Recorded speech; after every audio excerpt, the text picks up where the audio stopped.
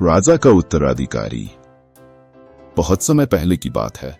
एक छोटे से राज्य में राजा भीमसेन का शासन था। वे न्यायप्रिय, बुद्धिमान और दूरदर्शी राजा थे। उनके राज्य में सुख, शांति और समृद्धि थी। राजा न केवल अपने सैनिकों के लिए बल्कि किसानों, व्यापारियों और आम जनता के लिए भी एक मार्गदर्शक थे। वे मानते थे कि एक राजा का असली कर्तव्य उसकी प्रजा का कल्याण करना होता है। राजा भीमसेन के 3 पुत्र थे, अर्जुन, विक्रमादित्य और शिवराज। तीनों राजकुमारों में अलग अलग विशेषताएं थीं। अर्जुन साहसी योद्धा था जिसने कई युद्धों में वीरता दिखाई थी। विक्रमादित्य अत्यंत बुद्धिमान था और हर समस्या को अपनी चतुराई से हल करता था। शिवराज सरल, शांत स्वभाव का, लेकिन गहरी समझ और संवेदनशीलता रखने वाला था। समय के साथ राजा वृद्ध हो गए और उत्तराधिकारी चुनने की चिंता सताने लगी। कौन उनके राज्य का अगला शासक बनेगा? ये निर्णय लेना कठिन था क्योंकि तीनों राजकुमार अपनी अपनी योग्यताओं में श्रेष्ठ थे। अतः राजा ने एक परीक्षा लेने का निश्चय किया। एक दिन राजा ने अपने तीनों पुत्रों को दरबार में बुलाया और घोषणा की, मेरे पुत्रों, अब समय आ गया है कि मैं अपने उत्तराधिकारी का चुनाव करूं। किंतु यह आसान नहीं है क्योंकि तुम तीनों ही योग्य हो। इसलिए मैं तुम सबके लिए एक परीक्षा रख रहा हूं। जो सबसे अद्भुत और अनोखी वस्तु लाएगा वही इस राज्य का अगला राजा बनेगा। राजा का यह निर्णय सुनकर दरबार में सन्नाटा छा गया। राजकुमारों ने चुनौती को स्वीकार कर लिया और अपनी अपनी यात्रा पर निकल पड़े। राजकुमार अर्जुन ने सोचा, एक योद्धा के लिए सबसे बड़ी शक्ति होती है उसकी पहचान। मैं ऐसा कुछ लाऊंगा जो राज्य की समृद्धि को दर्शाए।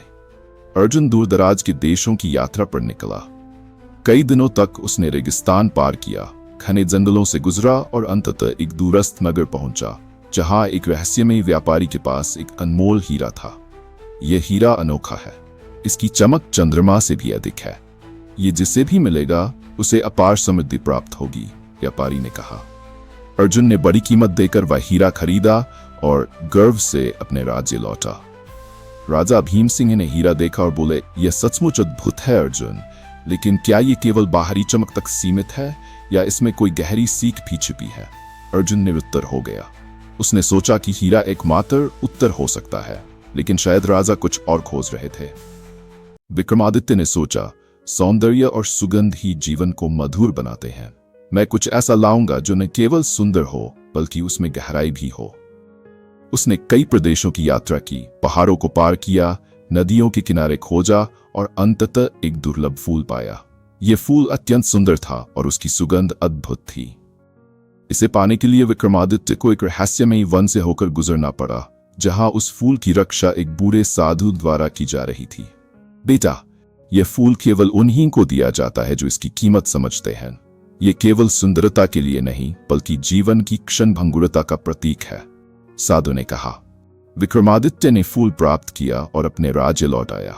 राजा ने फूल की सुगंध को महसूस किया और बोले, यह फूल बहुत सुंदर है, लेकिन जीवन में केवल सुगंध ही महत्वपूर्ण नहीं है। क्या तुमने सोचा कि यह फूल कुछ दिनों में मुरझा जाएगा? तब इसका क्या मूल्य रहेगा? विक्रमादित्य भी निरुत्तर हो गया। शिवराज ने अपने भाइयों की यात्रा की कहानी सुनी और गहरी सोच में डूब गया। उसने सोचा, सबसे महत्वपूर्ण वस्तु कौन सी हो सकती है?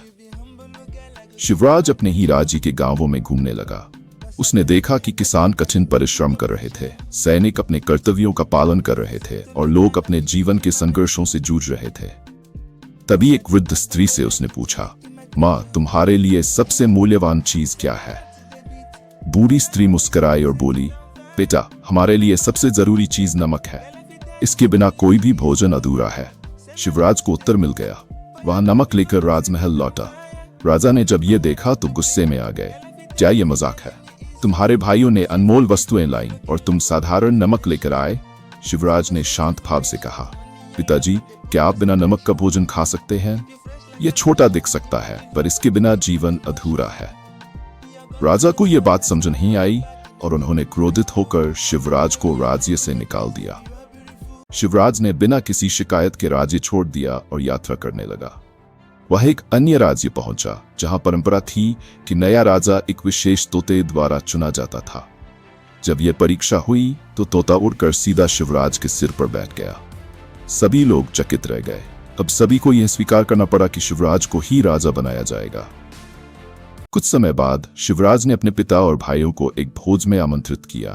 परोसे गए भोजन में जानबूझकर नमक नहीं डाला गया। राजा ने पहला कौर लिया और तुरंत बोले, यह क्या? ये भोजन तो बेस्वाद है। शिवराज मुस्कुराते हुए बोले, पिताजी, यही मैं आपको समझाना चाहता था। नमक छोटा दिखता है, लेकिन उसके बिना भोजन अधूरा है। वैसे ही एक राजा के लिए विनम्रता और जनता की सेवा सबसे जरूरी गुण होते हैं। राजा भीमसेन को अपनी गलती का एहसास हुआ। उन्होंने शिवराज को गले लगाया और कहा, मैंने बाहरी दिखावे को ज्यादा महत्व दिया, लेकिन असली मूल्य साधारण चीजों में ही होता है। तुम ही इस राज्य के सच्चे उत्तराधिकारी हो। शिवराज अपने राज्य में न्यायप्रिय, दयालु और बुद्धिमान शासक बना। उसने ये सिद्ध कर दिया कि एक सच्चा राजा वही होता है जो अपनी प्रजा की जरूरतों को समझे और दिखावे से ऊपर उठकर वास्तविकता को देखे। Thank you for subscribe. Please like and share my channel for interesting videos.